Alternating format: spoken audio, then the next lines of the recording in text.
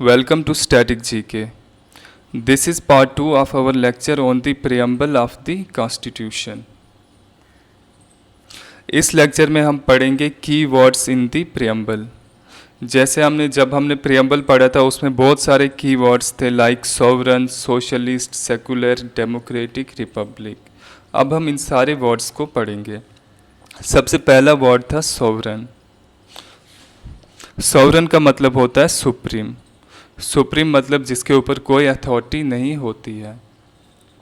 जो sovereign word use हुआ है प्रियम्बल में, इसका मतलब है कि इंडिया जो है इंडिपेंडेंट नेशन है, इसके ऊपर कोई भी अथॉरिटी नहीं है और ये जितने भी अपने अफेयर्स है खुद कंडक्ट कर सकता है. लाइक कोई इंटरनल मैटर हो या एक्सटर्नल मैटर हो इंडिया खुद सॉल्व कर सकता है. कोई भी फॉरेन नेशन इंटरफेयर नहीं कर सकता.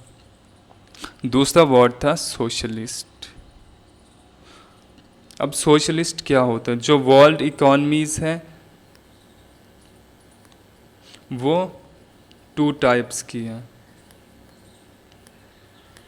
Number 1 is capitalist economies. Capitalist economies में क्या होता है? जो मीन्स ऑफ प्रोडक्शन होते हैं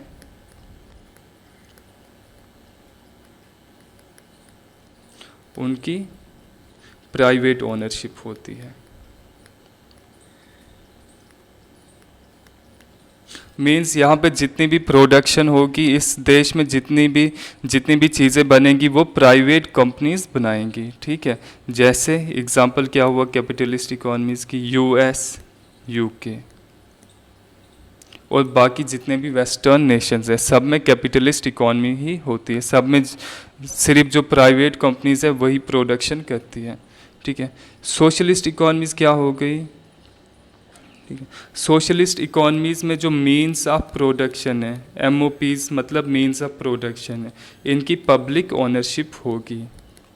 प्राइवेट ओनरशिप नहीं होगी, पब्लिक ओनरशिप होगी. पब्लिक ओनरशिप कैसे होगी? जो कुछ गवर्नमेंट ओन्ड कंपनीज होंगी वही प्रोडक्शन करेंगी. ठीक है. यहाँ पे जितनी भी चीज़ें होंगी वो पब्लिक सेक्टर कंपनीज बनाएंगी. जो गवर्नमेंट की कंपनीज होंगी वही बनाएंगी, ना कि प्राइवेट कंपनीज. ठीक है. अब सोशलिस्ट इकोनॉमीज़ भी 2 तरह की होती है. एक हो गया स्टेट सोशलिज्म. स्टेट सोशलिज्म में सिर्फ जो पब्लिक सेक्टर है वो एग्जिस्ट करता है. Only public sector exist. मतलब जो गवर्नमेंट की कंपनीज हैं सिर्फ वही एग्जिस्ट करती है. सेकंड हो गया डेमोक्रेटिक सोशलिज्म.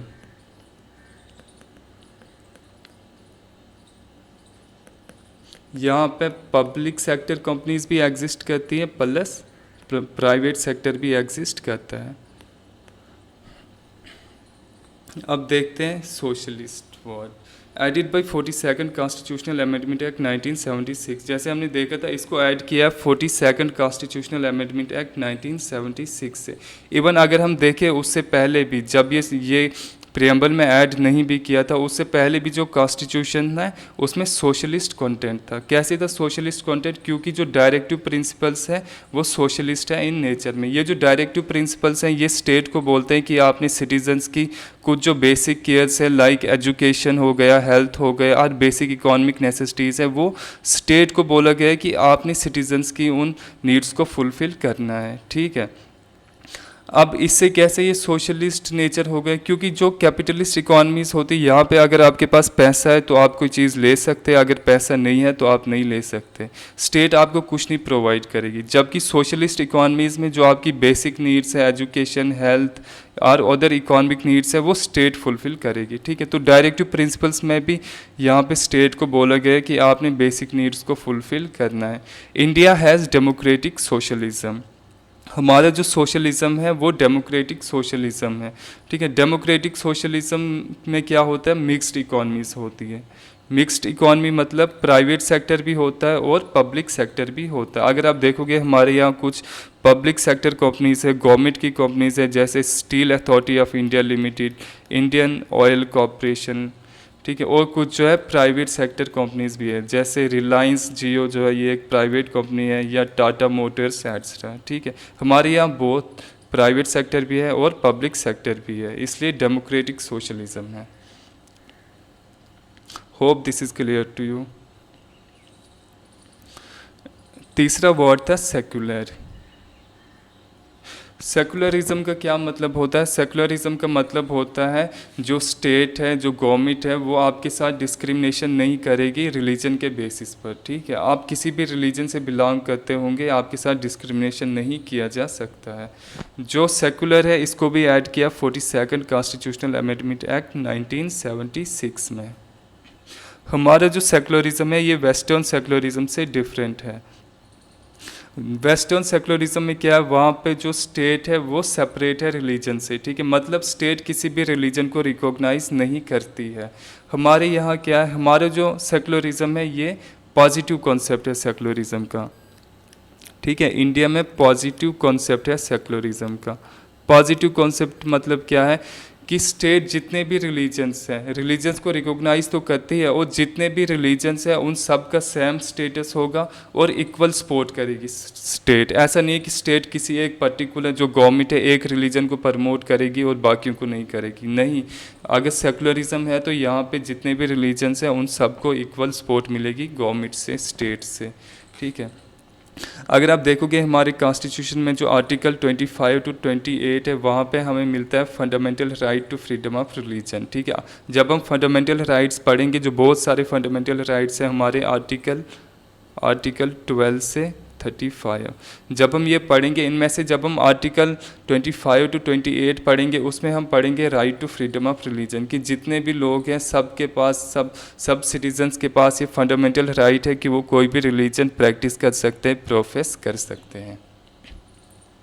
फोर्थ वर्ड था डेमोक्रेटिक। डेमोक्रेटिक का मतलब है जो सुप्रीम पावर है वो लोगों के हाथ में होगी, ठीक है।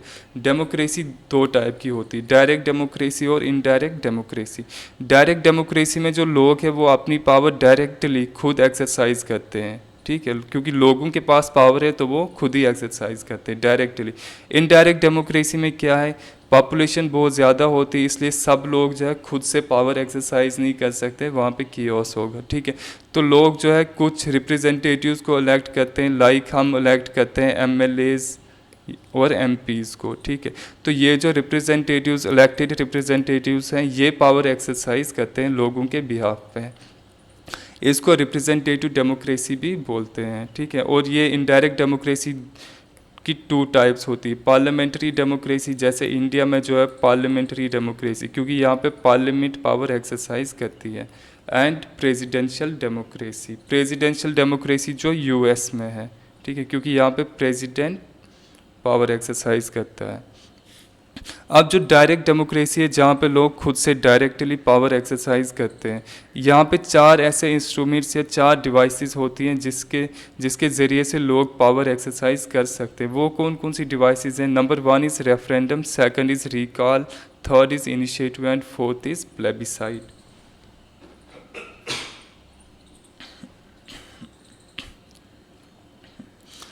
And you have to remember this point कि इंडियन कॉन्स्टिट्यूशन प्रोवाइड करता है रिप्रेजेंटेटिव पार्लियामेंट्री डेमोक्रेसी।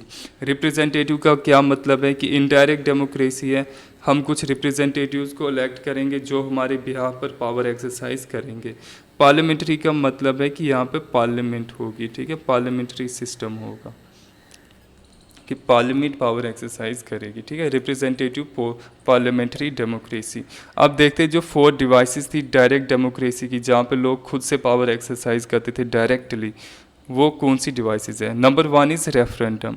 रेफरेंडम का मतलब है अगर स्टेट गवर्नमेंट या लेजिस्लेचर कोई भी लॉ बनाने वाली, वो सबसे पहले वहाँ के जो वोटर हैं, इलेक्टोरेट है, उनको रेफ़र करेगी कि क्या हम इस पे लॉ बनाएं या ना बनाएं। अगर वो मेजॉरिटी बोलती है कि यस आप बनाओ तो वो लॉ बनाएंगे, ठीक है। मेजॉरिटी अगर बोलती है बनाओ तो बनाएंगे, अगर बोलती है कि नहीं आपने नहीं बनाना है तो स्टेट लॉ नहीं बनाएगी, ठीक है। Number 2 is recall. रिकॉल में क्या होता है, वहाँ पे जो वोटर्स होते हैं उनके पास ये पावर होती है कि वो किसी भी रिप्रेजेंटेटिव या किसी भी ऑफिसर को अपने ऑफिस से रिमूव कर सकते हैं अगर वो अपनी ड्यूटीज़ परफॉर्म नहीं कर रहे हैं। लाइक अगर एमपीज़ एमएलएज ड्यूटी या फिर कोई भी ऑफिसर ड्यूटी परफॉर्म नहीं कर रहा है तो लोग जो है उसको रिमूव कर सकते हैं ऑफिस से। रिकॉल का मतलब ही होता है वापस बुलाना। Third is initiative. इनिशिएटिव में क्या होता है, लोग खुद से जा सकते हैं बिल लेके लेजिस्लेचर के पास कि आप इस बिल पर लॉ बनाओ। Number fourth is plebiscite. Plebiscite में क्या होता है कि जो गवर्नमेंट है, स्टेट है, वो कोई भी इशू हो सकता है, उस पर लोगों की ओपिनियन पूछेगी, ठीक है, on any issue of public importance. Referendum में खाली जो लेजिस्लेशन है, जो लॉ बनाना था, उसको लोगों को रेफ़र किया जा सकता था। प्लेबिसाइट में कोई भी इशू हो सकता है, उसको लोगों को रेफ़र किया जाएगा। इसको मेनली यूज़ किया जाता है टेरिटोरियल डिस्प्यूट सॉल्व करने के लिए। Number fifth word was Republic. Republic का क्या मतलब होता है? रिपब्लिक मीन्स जो हेड ऑफ द स्टेट होता है वो हमेशा इलेक्टेड होता है। जैसे हमारे यहाँ जो प्रेसिडेंट है वो इलेक्टेड होता है, या तो डायरेक्टली इलेक्ट हो सकता है, डायरेक्टली जैसे यूएस में प्रेसिडेंट डायरेक्टली लोग इलेक्ट करते हैं, या फिर इनडायरेक्टली। इनडायरेक्टली मीन जैसे इंडिया में जो प्रेसिडेंट है लोग इलेक्ट नहीं करते, बल्कि जो हमने एमपीज़ और एमएलएज इलेक्ट किए हुए हैं वो प्रेसिडेंट को इलेक्ट करते हैं, ठीक है। यूएस में डायरेक्टली इलेक्टेड होता है और प्रेसिडेंट ऑफ इंडिया जो है वो इनडायरेक्टली इलेक्टेड होता है। नंबर सिक्स्थ वर्ड जो प्रियम्बल में था वो था जस्टिस। जस्टिस की 3 डिस्टिंक्ट फॉर्म्स दी हैं प्रियम्बल में, ठीक है। Justice, social justice, political justice and economic justice. Social justice का मतलब है equal treatment of all citizens without any social distinction based on caste, colour, race, religion, sex and so on, ठीक है। Social justice का मतलब है जितने भी सिटीजन्स हैं उनके बीच में आपने डिस्क्रिमिनेट नहीं करना, सबको इक्वली ट्रीट करना है, और ये नहीं देखना है कि किसी की कास्ट क्या है, कलर क्या है, रेस क्या है, रिलीजन क्या है, सेक्स क्या है, मतलब मेल है, फीमेल है, इस बेस पर डिस्क्रिमिनेट नहीं करना है, सब सिटीजन्स को इक्वली ट्रीट करना है। Economic justice. इकोनॉमिक जस्टिस का मतलब है आपने सिटीजन्स के बीच में कोई डिस्क्रिमिनेशन नहीं करनी है on the basis of economic inequalities. मतलब अगर कोई रिच है या कोई पुअर है, आपने इनके बीच में डिस्क्रिमिनेशन नहीं करनी, नॉन डिस्क्रिमिनेशन रखनी है। Means no discrimination between people on the basis of economic inequalities. Political justice. Political justice का मतलब है जितने भी सिटीजन्स हैं उनके पास इक्वल पॉलिटिकल राइट्स होंगे और इक्वल एक्सेस होगा पॉलिटिकल ऑफिसेस में। इक्वल पॉलिटिकल राइट्स जैसे आप देखोगे राइट टू वोट जो है सब सिटीजन्स के पास है, ठीक है। ऐसा नहीं कि खाली जो फ्यू है वो वोट कर सकते हैं। और equal access to political offices है, मींस कोई भी बंदा जो है इलेक्शन कॉन्टेस्ट कर सकता है। ऐसा नहीं कि इलेक्शन कॉन्टेस्ट करने के लिए कुछ रखा हुआ है कि आपके पास इतना पैसा होना चाहिए तभी आप इलेक्शन कॉन्टेस्ट कर सकते हो, नहीं, बल्कि जो है इक्वल एक्सेस है, सब इलेक्शन कॉन्टेस्ट कर सकते हैं। इसलिए आप देखोगे अगर कोई एजुकेशनल क्वालिफिकेशन भी नहीं है, ऐसा नहीं किसी के पास पीएचडी है तो वही इलेक्शन कॉन्टेस्ट करेगा, नहीं, कोई अनपढ़ है, कोई पीएचडी है, उससे फ़र्क नहीं पड़ता। अगर आप सिटीज़न हो इंडिया के तो आपके पास इक्वल एक्सेस है पॉलिटिकल ऑफिस का, आप इलेक्शन कॉन्टेस्ट कर सकते हो। एक और इम्पॉर्टेंट वर्ड होता है, ये प्रियम्बल में नहीं दिया है बट ऐसे आपको पता होना चाहिए, डिस्ट्रीब्यूटिव जस्टिस क्या होता है। डिस्ट्रीब्यूटिव जस्टिस का मतलब होता है social justice plus economic justice, ठीक है। Social justice plus economic justice को डिस्ट्रीब्यूटिव जस्टिस बोलते हैं। नंबर 7th वर्ड जो प्रियम्बल में था वो था लिबर्टी, ठीक है। लिबर्टी मतलब आज़ादी, फ्रीडम। लिबर्टी का क्या मतलब होता है? एक तो एब्सेंस ऑफ रिस्ट्रिक्शंस, मतलब आपके ऊपर कोई भी किसी भी तरह की रिस्ट्रिक्शंस नहीं है, ठीक है, आप रिस्ट्रिक्शन फ्री हो। और सेम टाइम पे providing opportunities for the development of individual personalities. Same time पे जो स्टेट है, जो गवर्नमेंट है, वो आपको अपॉर्चुनिटीज़ देगी कि आप अपनी इंडिविजुअल पर्सनैलिटी डेवलप कर सकते हो, ठीक है। लिबर्टी का मतलब खाली ये नहीं कि आपके पास ऊपर कोई रिस्ट्रिक्शंस नहीं है, बल्कि रिस्ट्रिक्शंस नहीं है उसके साथ में आपके पास ये अपॉर्चुनिटीज़ भी होनी चाहिए कि आप खुद को डेवलप कर सकते हो। कौन सी अपॉर्चुनिटीज़? जैसे एजुकेशन की अपॉर्चुनिटीज़ होनी चाहिए, ठीक है, हेल्थ केयर की अपॉर्चुनिटी होनी चाहिए, तभी आप जो है खुद को डेवलप कर पाओगे। हाउएवर, लेकिन इसका मतलब ये नहीं है कि लिबर्टी कि आपके पास लाइसेंस है आप कुछ भी कर सकते हो, ठीक है। आप दूसरे सिटीजन्स के राइट्स को वायलेट नहीं कर सकते हो, ठीक है, क्योंकि जो आपके राइट है कुछ वो एब्सोल्यूट नहीं है। आपके अगर फंडामेंटल राइट्स भी हैं वो भी एब्सोल्यूट नहीं है, नॉट एब्सोल्यूट। स्टेट उनको जो है कभी भी छीन सकती है। The प्रियम्बल्स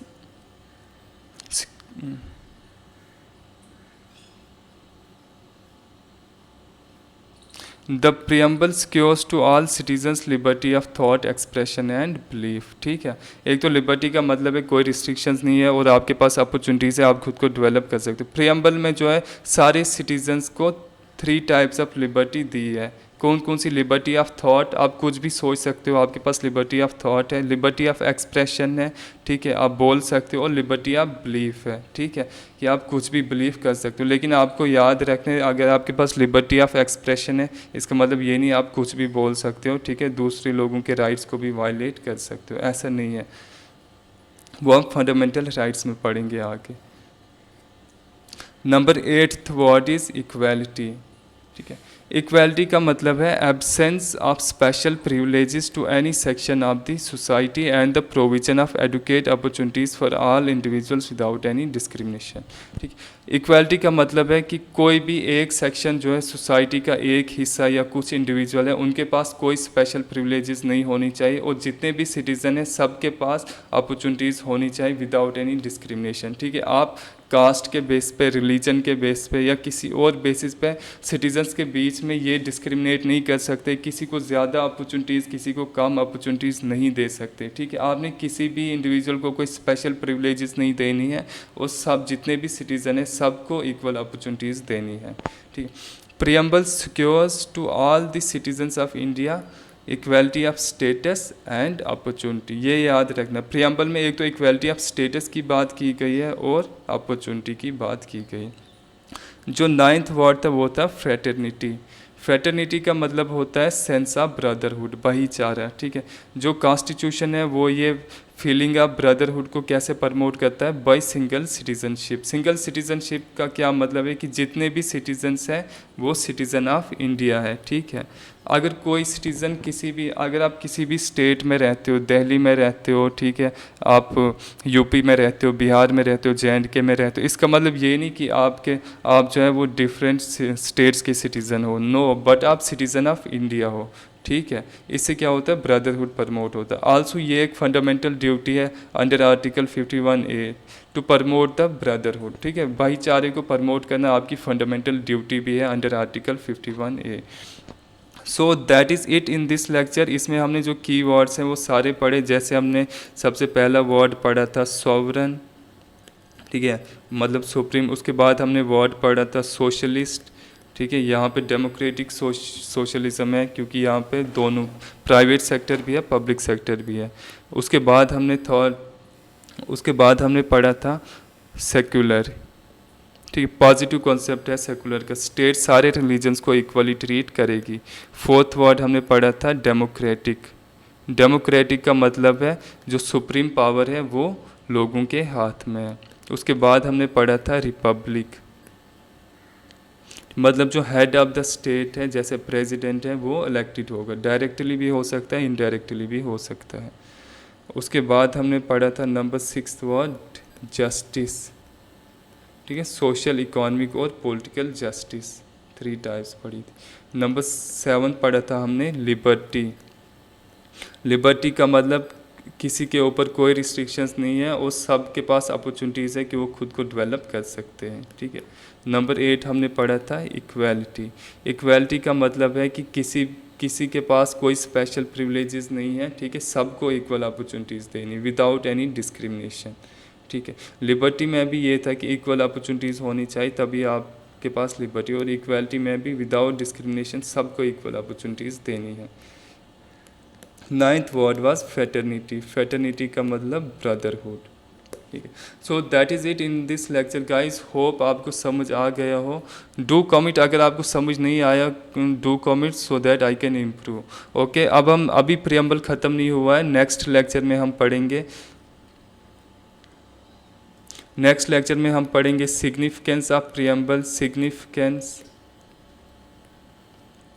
and amenability. एमेनेबिलिटी मतलब क्या आप प्रियम्बल को अमेंड कर सकते हो वगैरह। ठीक है, सिग्निफिकेंस पढ़ेंगे और देखेंगे हम क्या जो प्रियम्बल है ये कॉन्स्टिट्यूशन का पार्ट है, is it a part of the constitution. क्योंकि हमने जैसे देखा था प्रियम्बल जो है कॉन्स्टिट्यूशन की इंट्रोडक्शन है। ठीक है, कॉन्स्टिट्यूशन के स्टार्टिंग में जो हमें बोलता है कॉन्स्टिट्यूशन में क्या क्या चीज़ें, बट क्या ये कॉन्स्टिट्यूशन का पार्ट है, ये सब हम अपने पार्ट थर्ड में देखेंगे, ठीक है, और पार्ट थर्ड में हमारा प्रियम्बल कंप्लीट हो जाएगा. So hope you like this lecture. Do like, share, subscribe. Thank you.